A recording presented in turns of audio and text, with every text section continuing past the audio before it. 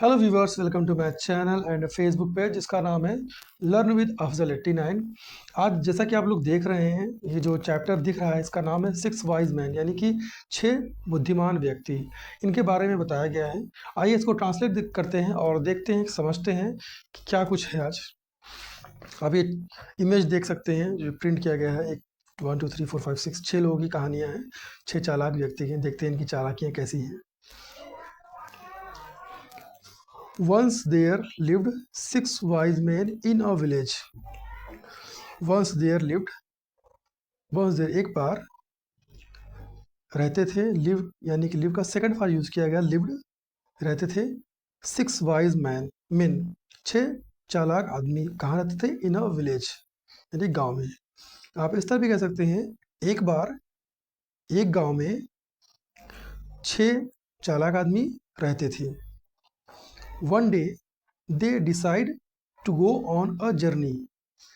एक दिन उन्होंने फैसला किया। क्या फैसला किया? टू गो, जाने का। कहाँ पे जाने का? ऑन अ जर्नी यानी कि यात्रा पे, सफ़र पे जाने का फैसला किया। दे सेट आउट देयर, वो बैठ गए बाहर साथ में। ऑन द वे, रास्ते में। They came to a river which was deep, वो पहुँचे या गए कहाँ पे? रिवर, नदी के पास। विच वॉज डीप, जो कि गहरा था। यहाँ पे ये जो सेंटेंस बन रहा है, ये आई थिंक यहाँ पे सेट की जगह पे वेंट होना चाहिए, क्योंकि यहाँ पे ये सिट का सेकंड फॉर्म सेट यूज़ किया गया है। बट आई थिंक यहाँ पे होना चाहिए वेंट, क्योंकि अगर वो वो साथ में निकल गए, यहाँ पे होना चाहिए दे वेंट आउट टुगेदर, वो साथ में बाहर चल चल पड़े। ऑन द वे, रास्ते में। क्योंकि अगर यहाँ पे ये बैठ गए तो ये रास्ते में नहीं हो सकते। कोई बैठ के रास्ते में कैसे हो सकता है? चल के हो सकता है रास्ते में। तो यहाँ पे मेरे ख्याल से सीवेंट होना चाहिए था, मिस प्रिंट हो गया होगा शायद। ओके, कोई नहीं। तो रास्ते में, ऑन द वे, रास्ते में। दे केम टू रिवर, वो नदी के पास पहुँचे। विच वॉज डीप, जो कि बहुत गहरा था। देयर वॉज नो बोट, वहाँ पे कोई बोट नहीं था। So they had to swim across the river, उनको इसलिए उन्हें तैरना पड़ा अक्रॉस द रिवर, रिवर को पार करने के लिए।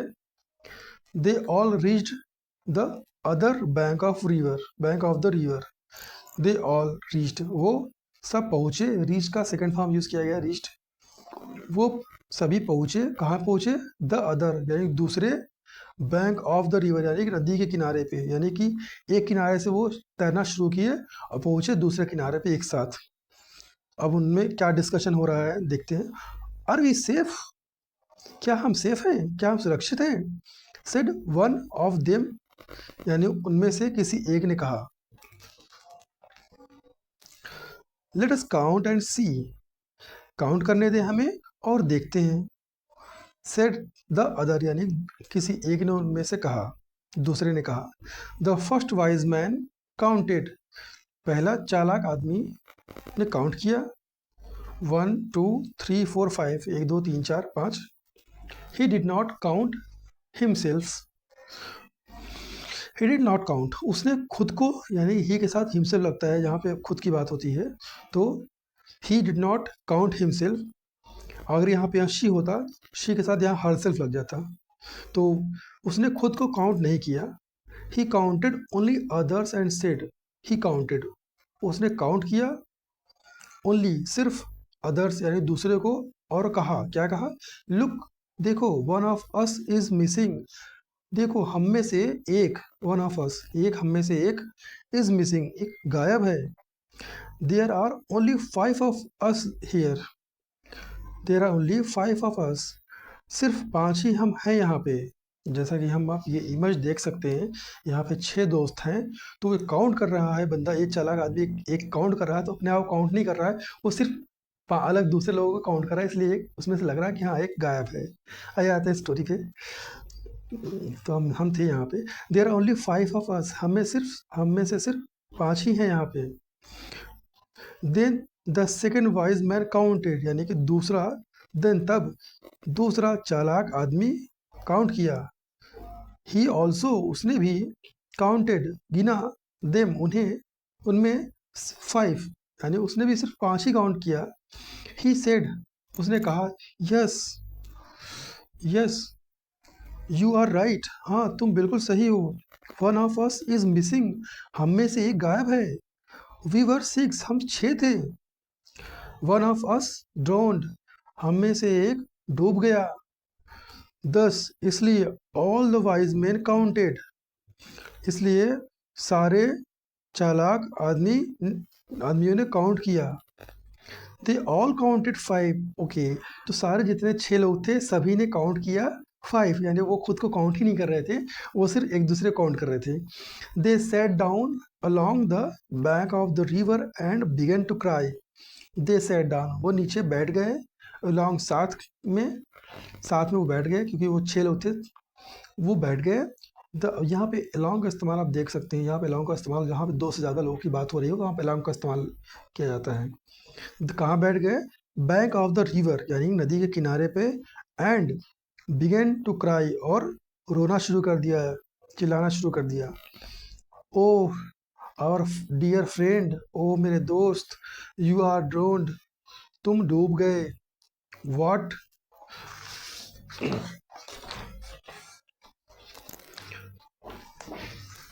What shall we do now, अब हम क्या करें? A man from their village saw them weeping, एक आदमी फ्रॉम दियर विलेज, उनके गांव का, सा यानी कि देखा, सी का सेकंड फॉर्म सा, देखा, क्या देखा? उन्हें वीपिंग में रोना। यहाँ पे आप एक चीज़ नोटिस कर सकते हैं, अभी हमने जो पिछले पेज पे पढ़ा था वहाँ पे क्राई यूज़ किया गया था, और यहाँ पे वीपिंग। अब इन दोनों में जो डिफरेंस होता है वो ये होता है, क्राई का हम यूज़ करते हैं जहाँ पे दहाड़ मार के रोना होता है, चिल्ला के रोते हैं, बहुत तेज़ी से रोते हैं, वहाँ पे क्राई यूज़ करते हैं। वीपिंग का मतलब होता है कि फुसफुसा के रोना, जो होते हैं थोड़े धीरे धीरे रोते हैं, आंखों में आंसू भर के, उनको बोलते हैं वीपिंग। तो एक आदमी फ्रॉम दियर, उनके गांव से, उसने देखा, क्या देखा? देम, उन्हें रोते हुए। ही आस्क्ड, उसने पूछा, किससे? उनसे। वाई आर यू वीपिंग, तुम क्यों रो रहे हो? वन ऑफ देम सेड, उनमें से एक ने कहा, वी हैव एन एक्सीडेंट, हमारे साथ एक दुर्घटना हुई। जहाँ पे एक्सीडेंट का होता है वहाँ पे इस तरह कह सकते हैं, वी हैव एक्सीडेंट, इसका मतलब ये नहीं है कि हमारे पास एक एक्सीडेंट है। यहाँ पे एक इंसिडेंट को अब दर्शाया जाता है, तो इस तरह से बोलते हैं, वी हैव एन एक्सीडेंट, हमारे साथ एक दुर्घटना हुई। We have lost one of us, हमने वी हैव लॉस्ट, हमने खो दिया, क्या खो दिया? वन ऑफ अस, हम में से एक। वी वर 6, हम 6 थे। When we started on our journey, we were 6, हम 6 थे। व्हेन वी स्टार्टेड, जब हमने शुरू किया था, क्या शुरू किया था? ऑन, अपनी जर्नी, यानी अपनी यात्रा जब शुरू किया था, तो उस टाइम हम लोग 6 लोग थे। नाउ वी आर ओनली 5, अब हम सिर्फ केवल 5 ही हैं। द विलेज काउंटेड देम, यानी कि यहाँ पे जो विलेज है, क्योंकि ये गांव तो काउंट कर ही सकता है, तो यहाँ पे ये होता है, ये विलेजर हो सकता है या मैन हो सकता है, ये गांव का आदमी या गांव वाला, इस तरह से बोल सकते हैं ना। तो यहाँ हम ये समझ सकते हैं कि गांव वाला जो है, गांव वाले ने काउंट किया। द विलेजर काउंटेड देम, गांव वाले ने काउंट किया उन्हें। ही फाउंड, उसने पाया, दे, उन्हें, दे वर 6, उसने पाया, क्या पाया? कि वो 6 थे। देन सरप्राइज्ड, और तब चौंक गया, किस लिए चौंक गया? ऑन दियर विजडम, उनकी चालाकी पे, उनकी बुद्धिमत्ता पे, उनकी दिमाग पे। ही सेड टू हिमसेल्फ, उसने कहा, किससे? खुद से। These wise men are really foolish, ये चालाक आदमी, और ये सारे चालाक आदमी वाकई में बेवकूफ़ हैं। द विलेजर, ये देखिए यहाँ पे विलेज, यहाँ पे लिखा था ना विलेजर, यहाँ पे आ गया, शायद वो मिस प्रिंट हो गया होगा। द विलेजर सेड, यानी गांव वाले ने कहा, I will bring you 6 man back, मैं ला दूंगा वापस तुम्हारा 6वां आदमी वापस। आई विल ब्रिंग, लाऊंगा तुम्हारा 6वां आदमी वापस। Stand in a queue, line में खड़े हो जाओ। Stand in a queue, stand यानी कि लाइन में खड़े हो जाओ। I shall tell you, I shall tell you, मैं बताऊंगा तुम्हें। यू योर नंबर, तुम्हें तुम्हारा number. They stood in a queue, वो खड़े हुए लाइन में। The villager to the first man, यानी गांव वाले ने पहले आदमी पहले आदमी को gave a rap on his head with his hand counted 1, यानी जो गांव वाला था उसने एक आदमी को दिया रैप, यानी कि एक जैसे सर पे हल्का सा थपकी देना होता है ना, या हल्के सा इशारा करते हैं इस तरह से कुछ, तो उसको एक रैप दिया ऑन हिज, उसके सर में, विद हिज हैंड, अपने हाथों से, अनकाउंटेड 1, यानी कि सर को छूते हुए उसने कहा 1 यानी 1।